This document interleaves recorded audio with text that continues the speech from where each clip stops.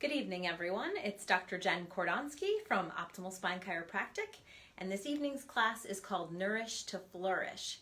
And you know that these workshops are about staying engaged in the process of building health. And tonight we want to show you how you can use the foods that you eat to help build a better life, a healthier body.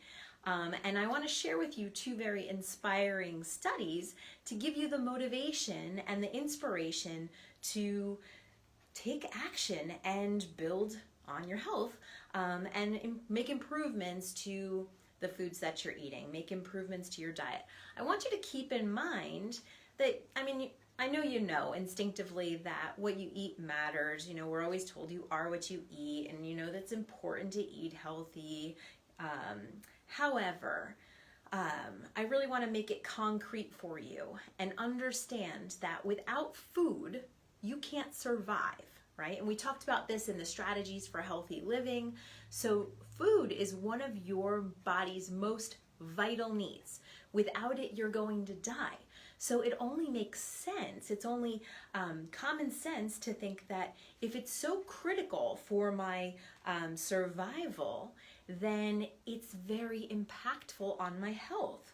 So even small changes to your diet are going to have an impact on your health and well-being. So we want to make those positive changes, small positive things to have an impact. The first study that I'm going to share with you was published back in 2009, and it was published in the Archives of Internal Medicine. You may have heard me mention it before because it's such a powerful study and it's so important. They followed over 20,000 people, and they looked at different lifestyle factors.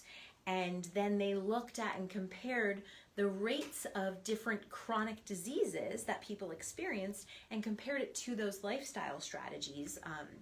And what they found was that there were 4 lifestyle factors that had a dramatic impact on rates of chronic disease. When all 4 factors were in place, those individuals had 78% reduction in chronic disease across the board, which is phenomenal. We all could use that. In fact, those if you separate out the chronic diseases that they were studying, the people who had all 4 of these factors had 36% less cancer, they had 50% less stroke, they had 81% fewer heart attacks, and they had 93% reduction in diabetes. So these are not small numbers, they are not just insignificant things, but sometimes when I talk about what these 4 factors are, it seems too simple. Because the 4 factors are not smoking, having a healthy BMI or healthy body weight, eating a diet high in fruits and vegetables, lower in meat, lower in processed foods, more whole grains over processed, and having 3.5 hours of moderate physical activity a week. So these things seem so basic, and sometimes many of you feel underwhelmed by these factors. And it's like, yeah, I know, eat right, exercise, don't smoke, blah, blah, blah. And it's not inspiring and exciting enough to push you to continue to take positive actions and continually work on these things. Because none of us are ever done building our health, because unfortunately the only way to coast is downhill. So we have to be in continual process, which is why every week coming in for your adjustment, every week tuning into these workshops, every day focusing on these things is what allows you to continue to build and build and build and get better and better health and results, instead of what the typical average person is just noticing that every year things are just sliding in the wrong direction. So, not you guys. But you may still feel underwhelmed by these things and feel like, oh, whatever, it's small, it's not a big deal. But remember these numbers, 78% slashing in chronic disease across the board. That is nothing to think lightly of. That's very powerful. Think of small things that make big changes. A trickle of water consistently over time can cut through granite. So small things are incredibly powerful when you put in consistency and time. It's like investing, the compound effect. So please don't be dissuaded by these small things. Understand that it's a worthy endeavor to look at making improvements in these categories. Now, others of you are going to feel overwhelmed by those 4 little things. And it's okay whether you're in the overwhelm or the underwhelm category. It's understandable. It might seem like, well, it's easy to say, not smoking, healthy body weight, healthy diet, exercise all the time. If that's what you're already doing, sure, easy, I'll just keep doing it. But if that's not where I am, it might feel like light years away to get to those 4 simple things. And again, I have to point you to the power of small things over time, the compound effect. We want to harness this and use it to our advantage. You may have heard the comparison, the story, if you will, of someone saying, if a genie offered you 1 penny that would double every day for 30 days or $1 million, what would you take? And a penny seems like such a small thing. But if it's going to double every single day, it might grow, right? And $1 million seems like a really big thing. And if I could get that all at once right now, that would be fabulous. I would love that $1 million, right? But at the end of 30 days, if you took the penny, you would have over $6 million or over $5 million, something huge. It pales, the $1 million pales in comparison. Now that's not the case after a few days. A week, you just have a few dollars. That penny seems like, oh, maybe I didn't make the right choice when you're looking at that person who took the $1 million. Even at day 27, I think it's something like $671,000 or something that you would have. But day 28, day 29, day 30, that's where the explosion in growth happens. And these little changes are like that. You may make improvements and see, well, nothing much is different, but stick with them over time. And this is why we're constantly trying to help you strategize and pick the right habits to work on. So we know that working on our diet, as this study told us, is important and it's worth it. And that little bit of effort is going to be compounded over time. But I want to caution you. When we start thinking about our nutrition, our diet, we can get into some stressful and tricky territory, right? And we also can get into a trap of what we shouldn't be eating, what we shouldn't be doing. We've all tried diets that we didn't stick to, and we tried giving up certain foods that we know we shouldn't have. And it's no fun, and it's stressful, and you just end up not sticking with it. So I want to key you into a little secret about the way your brain works. Your brain works by addition, meaning that it is very hard to take something out once it's already in your brain, right? If I tell you, don't imagine an elephant right now, you instantly have a visual image of an elephant in your head. Your brain did not take the do not. It just threw that part out and it heard the elephant part. So when you tell yourself, I'm quitting smoking, I am giving up junk food, I am not going to do X, Y, Z, it's really a struggle. It's a battle of willpower because it actually just makes your brain focus on those things more. So we're going to focus on addition. What do you want to add? It's far easier to add good things to your life, good things to your diet, than it is to take things out. And the great news is that another study that was done found that adding fruits and vegetables to your diet, improving or increasing the quantity of fruits and vegetables that one consumes is actually what they found to be like a keystone habit. Those are my words, but it's a good habit that actually led more naturally and easily without struggle to other healthy habits. So it's really easy to just look down and say, you know what I'm going to do? I'm going to add some veggies to this meal. Whether it's just a slice of lettuce on your sandwich, or it's a whole salad or whatever it is, adding vegetables is fairly painless. We're not having to take something away, and it's the best source of nutrition for your body. It's going to give you enzymes and minerals and vitamins that you wouldn't get from other sources. And you're not having to force yourself to give up something, and yet it's going to inspire you even subconsciously to take that next healthy step. So that's our first strategy, is we're going to add fruits and vegetables. So just look down at the plate, notice if there's any in this meal. Had to take the kids today for fast food lunch, and I grabbed a bag of baby carrots. Just make sure we add a vegetable to this meal. Second thing that we're going to add is some peace and gratitude. As I mentioned before, thinking about changing our diet can sometimes be stressful. We're all living with and living in an incredibly stressful time, an incredibly stressful lifestyle, country, you name it. There's just a lot of stress in our lives. And so by consciously adding a little peace and gratitude, a moment before we eat, to take a deep breath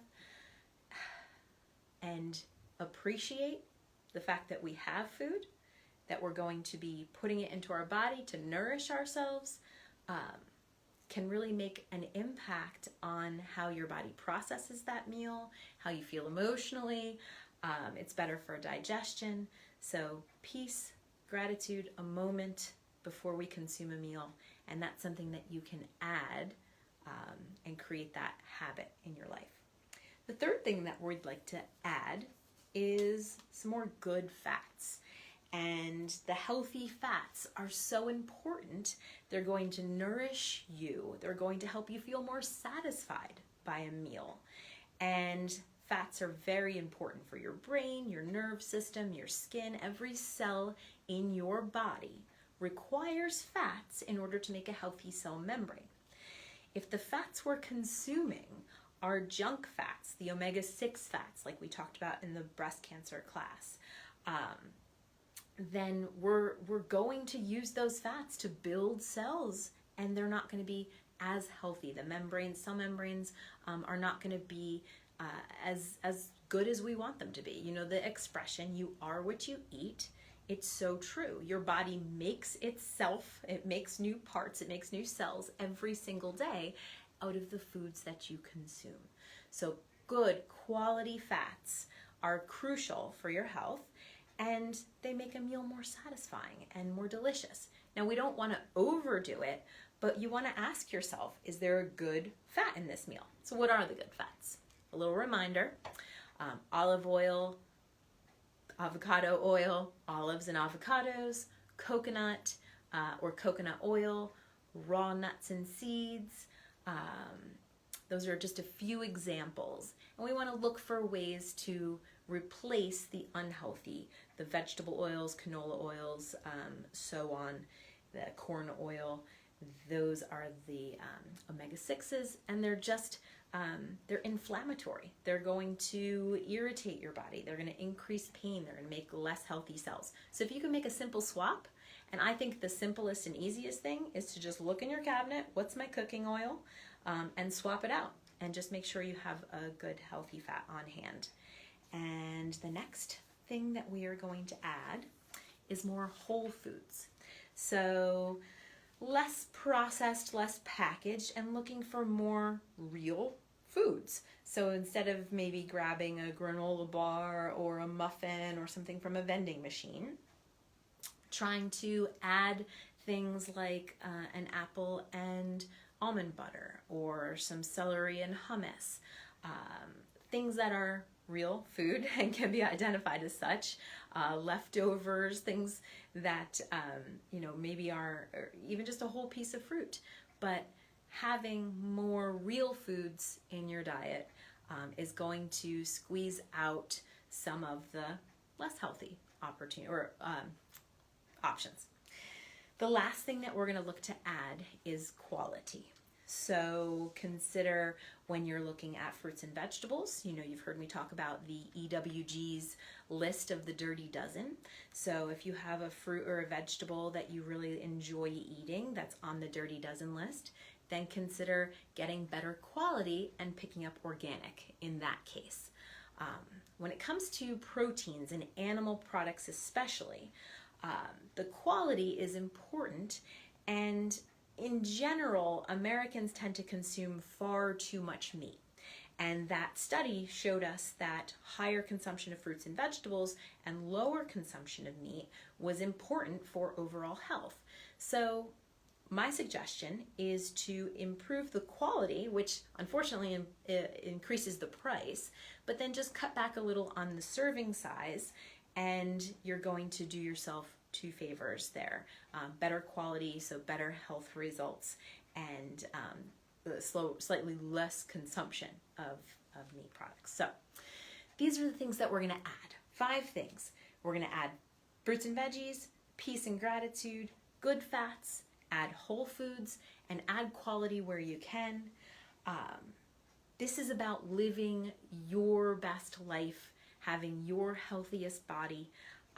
I know that the tendency is for there to be overwhelm and to think, oh, I'm not ever going to do it perfect, so why bother?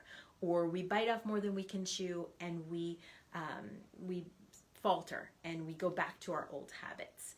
We are here to continue to support you in putting one foot in front of the other, one healthy habit on top of the next. And when it comes to improving the quality of the food that you put in your mouth, that there's an impact on your body. Even if you don't see it that minute, you don't see it next week, it's adding up. And hopefully that inspires you, motivates you. I want to point out a couple more examples of how small things can be impactful. Imagine that you decide, if you don't smoke, imagine that you decide that you are going to start smoking 1 cigarette a day. It may not seem like a big deal, but is it healthy? Absolutely not. By the end of a year, after smoking 365 cigarettes, do you think there's a difference? Maybe you don't see it or feel it, but do you think that at a cellular level in your lungs and in your circulatory system that there could be a difference after 365 cigarettes? Absolutely. So the reverse is true. If someone is smoking, they've tried quitting before, and that's just too overwhelming, it's too difficult, what if they smoked 1 less cigarette? At the end of a year, there's a difference. So these small things matter. I know it can be very overwhelming to feel like, oh, I'm not at a healthy body weight, exercise is painful, I've tried eating right before, but think about this, a 1%, so if someone is overweight and they could just reduce their body weight by 1%, it cuts risk of all diseases by 50%. That's a big impact for a small change. So again, we are here to inspire you, to help you walk through these habits of health one step at a time. If weight loss is a concern, I just posted another video called Habits of Health Weight Loss. If stress is a concern, it is for all of us, but if you know that that's impacting you, I want you to go back and look on YouTube and look for the stress management classes and revisit those. This is a process that you're engaged in, and it's all about not coasting downhill and building health. So on that note, I look forward to next week's class, The Power of Posture.